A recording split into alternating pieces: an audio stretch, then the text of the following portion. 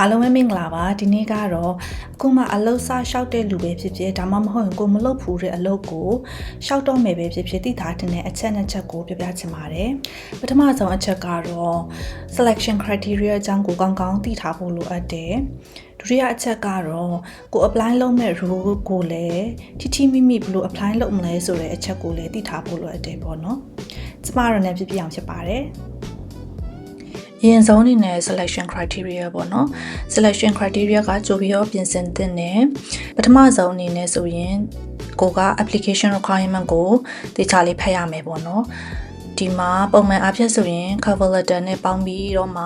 selection criteria ကိုရေးတဲ့ဟာမျိုးရှိတယ်လို့သူကခွဲပြီးတော့မှဒီ cover letter ကတစ်မျိုးဒီ selection criteria တစ်မျိုးဆိုပြီးတော့မှခွဲရေးတာလည်းရှိရပေါ့နော်ဒီဟာတွေကို maximum page ဘယ်လောက်ရေးမလဲဆိုတာကိုတေချာအရင်ထိတ်ဆုံးအနေနဲ့ဖတ်မယ် tips 2ဆိုရင်ဒီ selection criteria identify လုပ်မယ်ပေါ့နော်ပုံမှန်အားဖြင့် selection criteria တွေကနှစ်မျိုးတောင်းလေးရှိရပေါ့နော် technical skills and competencies နောက်တစ်ခုက transferable capabilities ပေါ့နော်ဒီနှစ်ခုကိုတောင်းလေးရှိတယ်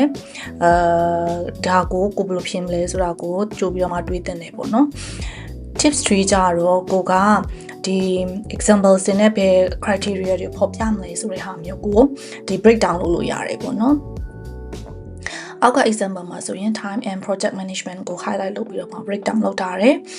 ဒါတော့ကိုနဲ့ relevant ဖြစ်တဲ့ဟာကိုရေးပေးလို့ရတယ်ပေါ့နော်ဆိုတော့ကိုက time management ကိုဘယ်လိုမျိုးလုပ်နိုင်တာလဲဒါမှမဟုတ်ရင်လည်း project management အနေနဲ့ဘယ်ဟာမှာပါဝင်ပြီးတော့မှလုပ်တာလဲဆိုတဲ့ဟာမျိုးကိုဖော်ပြလို့ရတယ်ပေါ့နော်example မှာဆိုရင်လည်းကိုက team work ဒါမှမဟုတ် autonomously လုပ်တယ်ဆိုတဲ့ဟာမျိုးကိုဖော်ပြပေးထားရတယ်ပေါ့နော် so tips for အနေနဲ့ဆိုရင်ဒီဟာတွေကိုကဘယ်လိုမျိုးပုံစံနဲ့ပြောမှလဲပေါ့နော်ပြောနည်းကတော့နှစ်မျိုးရှိတယ် structure အနေနဲ့ခေါင်းစဉ် heading တက်ပြီးတော့မှပြောမလားဒါမှမဟုတ် narrative ဒီ unstructure ပေါ့နော် unstructure လုပ်ပြီးတော့မှဒီ heading တွေမပါဘဲနဲ့ရိုးဒီ storytelling ပုံစံနဲ့ပြောမလားပေါ့နော်ဒါပေမဲ့အကယ်၍ narrative အနေနဲ့ပြောမယ်ဆိုရင်ကိုကဒီ flow မိအောင်ဆိုပြီးတော့ connector အနေနဲ့သုံးမဲ့အချက်ကိုတော့သိထားဖို့လိုအပ်တယ်ပေါ့နော်နောက်ဆုံး tips 5ကတော့ star method ကိုသုံးတာပေါ့နော် star method အသေးစိတ်ကိုပေါ်ပြထားတဲ့ video လေးကိုလည်းထပ်ပြီးတော့မှကြည့်လို့ရပါတယ်ဒုတိယအချက်ကတော့ကို apply လုပ်မဲ့ role ပေါ့နော်ကို apply လုပ်မဲ့ role ကိုပထမဆုံး stage အနေနဲ့ဆိုရင်ကိုစိတ်မဝင်စားတဲ့ role ကို filter လုပ်ဖို့လိုအပ်တယ်ပေါ့နော်ကိုရဲ့ career goals နဲ့ align မဖြစ်တဲ့ဟာဒါမှမဟုတ်ရင်ကိုစိတ်မဝင်စားတဲ့ဟာဒါမျိုးတွေကိုအရင်ဆုံးဖယ်လိုက်မယ်ပေါ့နော်ပြီးတော့မှဒီဖော်ပြထားတဲ့အချက်လက်လေးတွေကိုကိုကတွားပြီးတော့မှလေ့လာမယ်ပေါ့နော်ဆိုတော့ဒီဟာလေးကိုသိထားမယ်ဆိုရင်ဒီကိုဘယ်လို role တစ်ခုကို apply လုပ်လဲဆိုတာကိုကောင်းကောင်းသိသွားမယ်ပေါ့နော်ပြီးတော့နောက်တစ်ခု stage 2ပေါ့နော် researching the role and organization ဒီဟာကအရင်အရေးကြီးတယ်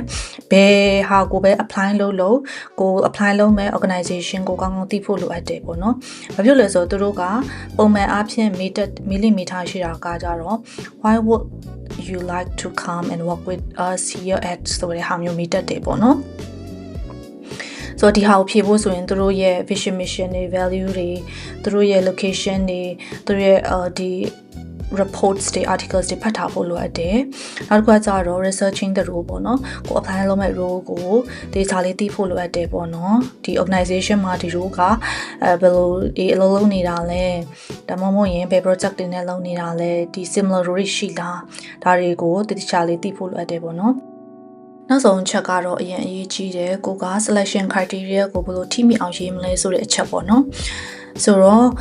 ဒီမှာ example ပြထားတာဆိုရင် selection criteria တွေကို keywords နဲ့ breakdown လုပ်ထားတယ်ပြီးတော့မှ application မှာဆိုရင် resume မှာဆိုရင်ကိုဘယ်လိုဖော်ပြမလဲ cover letter မှာဆိုရင်ကိုဘယ်လိုမျိုးဖော်ပြမှာလဲ ideas တွေကဘယ်လိုမျိုးလဲဆိုတဲ့ဟာမျိုးတွေနဲ့ဒါကိုbreakdown လုပ်ပြီးတော့မှဖော်ပြလို့ရတယ်ပေါ့နော်ဒီမှာဆိုရင် demonstrated ဆိုရင်ဒါကို example အနေနဲ့ပြရမယ်ပြီးတော့မှသူလိုချင်တဲ့အချက်လေးတွေကိုဒီထိမိအောင်ရေးဖို့ဒီပြပြထားတယ်ပေါ့နော်ဆိုတော့ resume မှာဆိုရင်လည်းကိုက action verbs တွေသုံးမယ် cover letter မှာဆို star method ကိုသုံးမယ်